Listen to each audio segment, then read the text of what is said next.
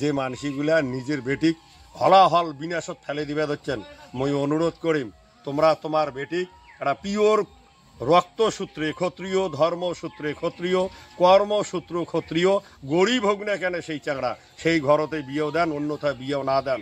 না হলে নিজে বাপ হয়া বেটির বিনাশ তোমরা ডেকে নিয়ে আসবে ধরছেন, তোমরা স্বয়ং নিজেও জানেন না। জয় শিবচণ্ডী।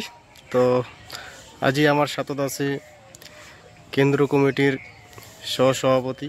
আজি বিশেষ কিছু বিষয়ে তোমার গ্লাস সামনত আলাপ হবে, তো ভিডিওটা তোমরা গ্লাস সবাই দেখো। আজকের মেন টপিকটা হল যে আমরা যে ক্ষত্রিয় রাজবংশী, তা আমার ঘরের কইনা কার ঘরত দেওয়া যাবে আর কার ঘরের কইনা আমার ঘরত আনা যাবে, এই বিষয়টা নিয়ে আমরা জানিবার চাই।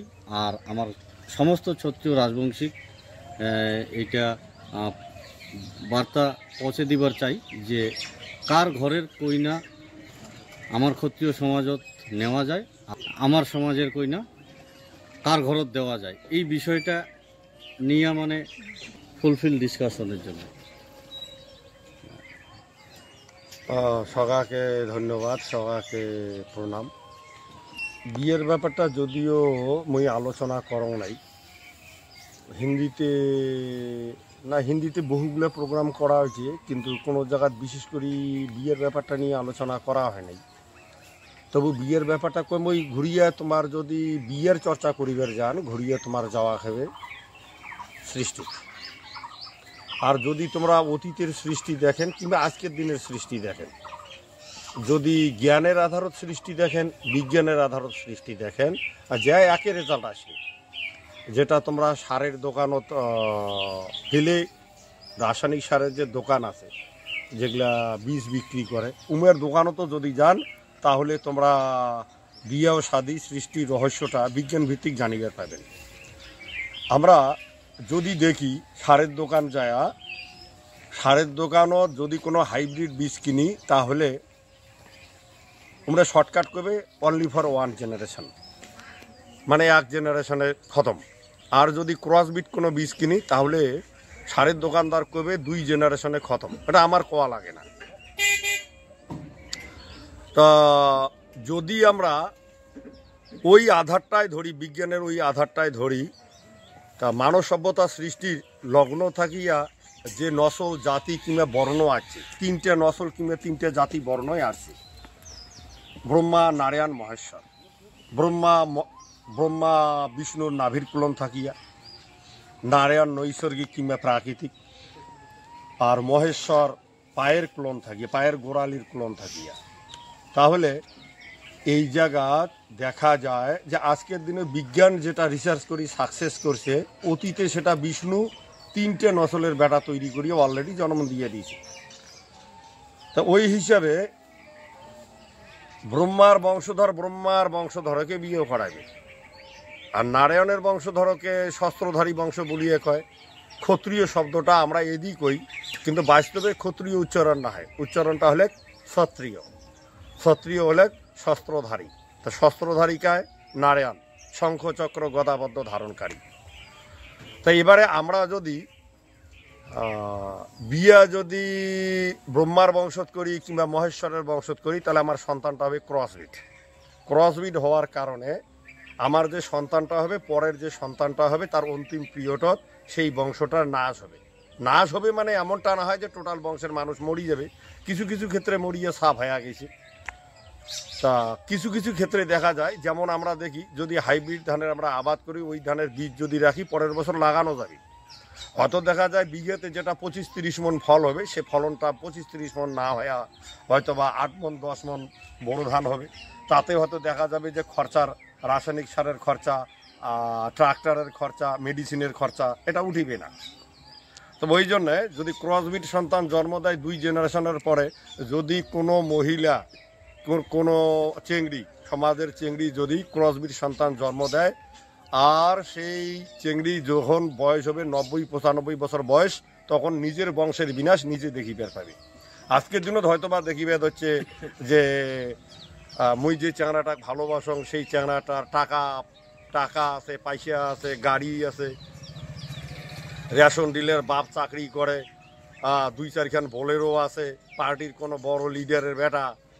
কিন্তু যদি 95 বছর 100 বছর পর্যন্ত বাঁচি থাকে, তাহলে হার হালতে দেখবে নিজের বংশের বিনাশটা কেমন করিয়া হয়। আর বর্তমান তো গোটা পৃথিবীর হাইব্রিড সন্তান জন্ম দেওয়া ইন্টারন্যাশনাল অ্যাক্ট মোতাবেক এটা নিষিদ্ধ করা আছে। আর হাইব্রিড ওই জন্য সন্তান কাঙ্ক জন্ম দেয় না। আপাতত যেটা সমাজত ভুল করিবে হচ্ছে, সেটা ক্রসবিড সন্তান জন্ম দেবে হচ্ছে। তা ক্রসবিড হলে পরে 2 জেনারেশন পর্যন্ত, যেমন আলু চাষির ঘর কয় 1 কাটা 2 কাটা, যদি পোকরাজ হাইব্রিড আলু গাড়ে তাহলে 1 কাটায় শেষ। আর যদি ক্রসবিড আলু যদি গাড়ে তাহলে কয় 2 কাটা। বীজ কিনবার সময় কয় কিরে কয় কাটা দেওয়া হয়েছে, 1 কাটা দেওয়া হয়েছে না 2 কাটা দেওয়া হয়েছে। তা যদি 2 কাটা দিছে তাহলে সেই গিরি আর লোকাল কোনো গিরির কাছে বিচন বিক্রি করবে না। আর যদি 1 কাটা হয়েছে তাহলে বিচন দেয়। এই কথাটা আমার উত্তরবঙ্গের এদিকে না, বিশেষ করিয়া যেটা বাঙালি মানুষগুলা যেটা উত্তরবঙ্গ বলিয়া কয়, যেমন ধরো মালদা থাকিয়া শুরু করিয়া কুচবিহার পর্যন্ত কিংবা লোয়ার আসাম। তা এই জায়গাটাতে এই কথাটা প্রচলন আছে, আলু চাষির ঘরের ভিতর প্রচলন আছে। শর্টকাট উপরে কবে 1 কাটা না 2 কাটা। যদি হাইব্রিড হয় তাহলে তো নিয়ে আসিয়া লাগাবে, সেই বেড়ে শেষ। আর ওই হাইব্রিড আলু যদি লুকে চুরি করিয়া হিমঘর তো রাখে, তবুও ওইটা পরের বার লাগাইলে হয়তো 40 মন 35 মন পার হয় না। আর যদি সেটা পিওর যদি বীজ নিয়ে আসি লাগায়, সেটা হয়তো 150 মন পর্যন্ত হয়। আর ক্রসবিডের ক্ষেত্রেও 2 জেনারেশনের পরে উয়ার ফলন টোটালে লসের উপরে লস হয়, লসত রান করে।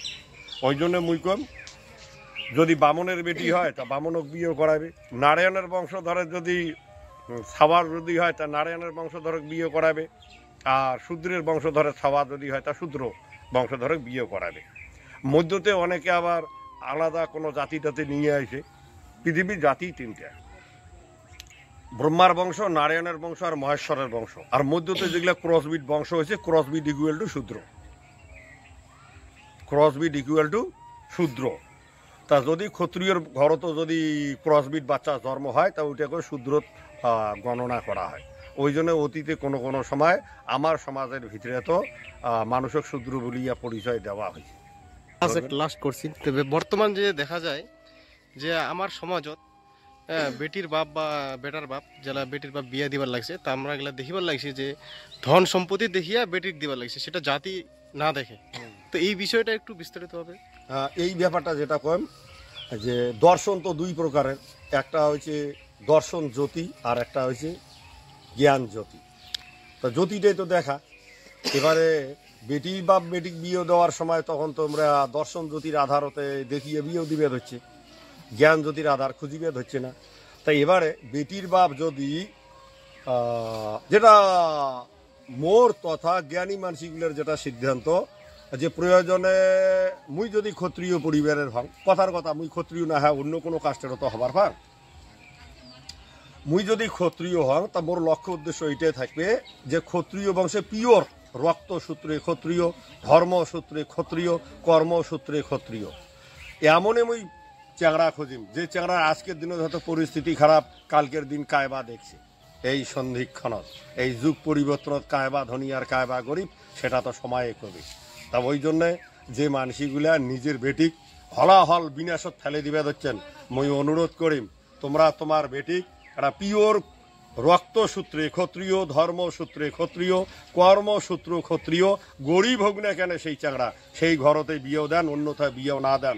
না হলে নিজে বাপ হয়া বেটির বিনাশ তোমরা ডেকে নিয়ে আসবে ধরছেন, তোমরা স্বয়ং নিজেও জানেন না।